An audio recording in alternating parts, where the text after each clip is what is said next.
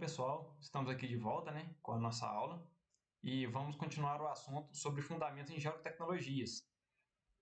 Para relembrar, estamos falando sobre os produtos cartográficos representados por traço. Na aula passada a gente explicou que tem representação por traço e representação por raster.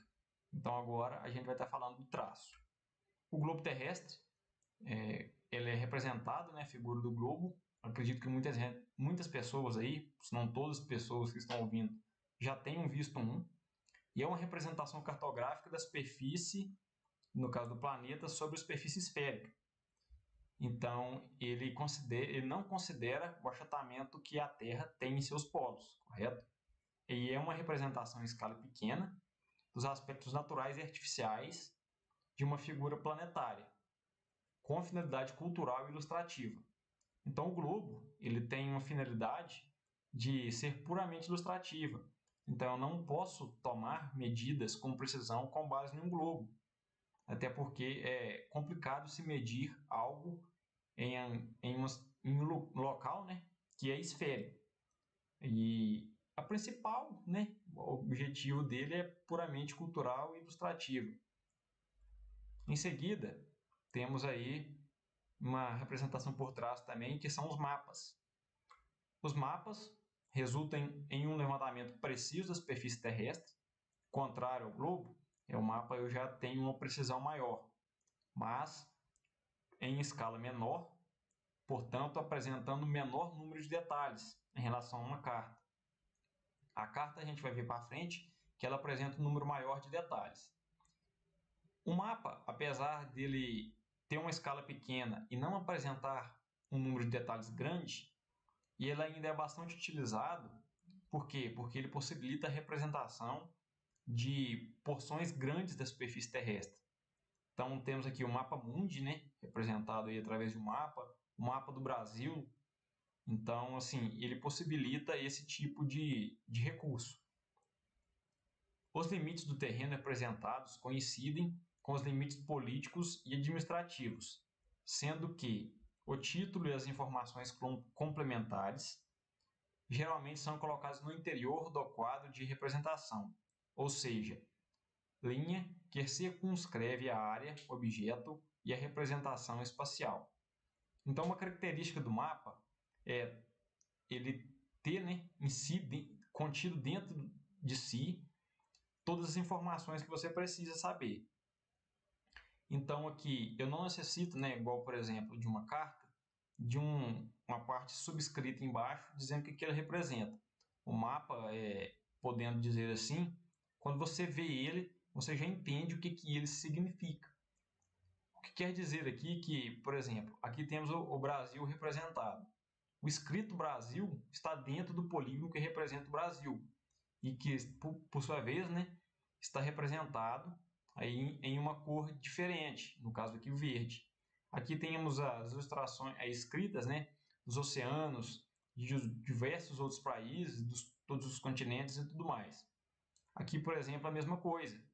No mapa do Brasil temos aqui algumas cidades do estado do Amazonas e também escrito, dentro do mesmo polígono, o nome Amazonas, que está representando aí o estado e também destacado de uma cor diferente. Então, essa é uma característica dos mapas. Todas as suas informações estão contidas dentro do próprio mapa. Em seguida, temos as cartas. Aquilo que eu falei da questão do mapa, que todas as suas informações estão contidas dentro dele, notem que aqui na carta já é diferente. Eu tenho aqui um quadro aqui de informações que são necessárias para que eu possa estar interpretando e entendendo o que essa carta está me dizendo.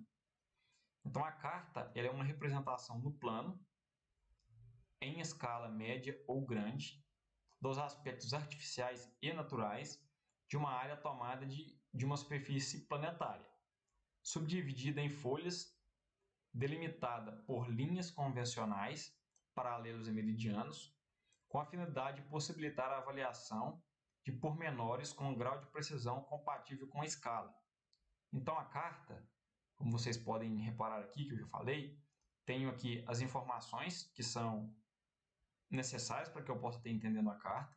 Ela aqui pode representar situações aqui físicas, objetos físicos no sentido de naturais e artificiais, e também eu possibilito aqui identificar como, por exemplo, o que eu estou representando é um rio, que vai ter uma cor específica para o rio, conforme alguma convenção que você esteja utilizando, uma tonalidade verde diferente para dependendo do tipo de vegetação que ele está presente, dependendo do tipo de solo,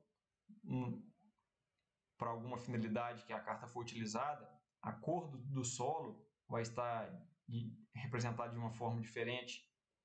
Então aqui eu posso reparar também nessa carta que eu tenho uma malha de coordenadas por toda a carta que me possibilita aqui de forma assim não tão precisa, mas possibilita, né, eu estar referenciando tal, ou seja, conhecendo a localização de determinado objeto dentro da carta, coisa que no mapa eu não conseguiria.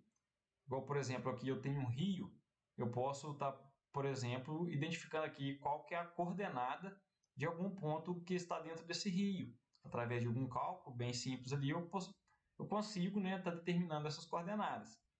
Coisa que no mapa eu já não conseguiria com tanta precisão quanto na carta. A representação da carta é representação plana. Ela tem, né, como característica uma escala média ou grande, que possibilita aí, está mostrando bastante detalhes. Notem aqui que eu tenho até informações do relevo na minha carta, coisa que no mapa eu não tinha. Eu tenho o desdobramento em folhas articuladas de maneira sistemática. Para que eu tenho essa articulação de maneira sistemática? Para que seja possível eu estar identificando uma carta em um conjunto de cartas. Por exemplo, dá um exemplo aqui prático. O IBGE tem cartas na escala de 1 para 50 mil que representam todo o território brasileiro. Então, como o território brasileiro é muito grande, possui uma quantidade imensa de cartas que representem o território brasileiro, correto? Então, como que eu organizo essa quantidade enorme de material? Através de uma nomenclatura específica para cada carta. E isso, dentro do IBGE, eu tenho um padrão de nomenclatura. Então, quando eu desejo realizar um mapeamento para enviar o IBGE representando alguma carta, isso normalmente são só eles que fazem esse tipo de serviço. Mas cada carta tem um nome, cada carta tem uma identificação do local que está representado. Então, ou seja, segue um padrão. É isso que quer dizer aqui. Limites das folhas constituídos por linhas convencionais destinadas à avaliação precisa de direções, distâncias e localização de pontos, áreas e detalhes. Então, que todo o meu exterior, melhor dizendo, da minha carta, é representado por uma linha. Dentro tem essas linhas, né, de coordenadas, o qual possibilite eu determinar aqui direções, determinar coordenadas, determinar tamanhos, distâncias, coisa que no mapa eu não conseguiria fazer com tal precisão, correto? Então essa é uma das grandes características da carta. Em seguida, temos aqui as plantas.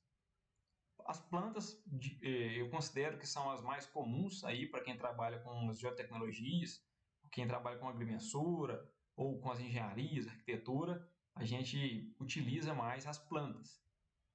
As plantas são representações gráficas, né, em escala grande, destinada a fornecer informações detalhadas de determinada área.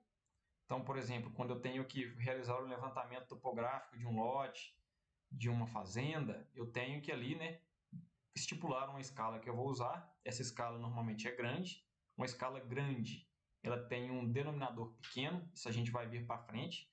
Vamos ter um tema aí específico sobre escala, vou estar explicando tudo aí em relação à escala. E esse tipo de planta e esse tipo de representação por traço, ele fornece informações detalhadas, como por exemplo, pegando o exemplo de uma propriedade rural, eu tenho ali a nascente de água, eu tenho os rios, eu posso ter ali devo ter, né, os limites que compõem ali as cercas de divisa do meu terreno, tenho ali as estradas que passam por dentro do meu terreno. Então, isso aí são informações detalhadas que eu não tenho nem no mapa e nem na carta, eu vou ter na planta, correto? As plantas geralmente se apresentam em uma só folha, podendo ser subdivididas em folhas denominadas cartas. Então, aqui temos a seguinte situação. Suponhamos que eu deseje representar um terreno que seja, vamos pegar o exemplo de uma gleba, de uma fazenda. Só que eu preciso ali de bastante informação sobre aquela gleba. Então, eu tenho que representar numa escala grande, correto?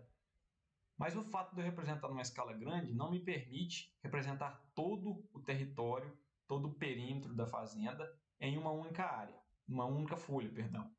Então, o que eu devo fazer? Eu devo mapear a fazenda e subdividir a minha representação. Planta da primeira parte, planta da segunda parte, planta da terceira parte, e no final eu estar realizando, né, essa união entre as plantas. Essa união também é chamada de cartas. O termo carta pode ser utilizado também como um coletivo aí de diversas folhas que representem uma mesma propriedade, por exemplo. Então é isso, essa nossa aula. Na próxima aula eu vou estar falando sobre a questão do raster. Então até a próxima. Muito obrigado pela atenção.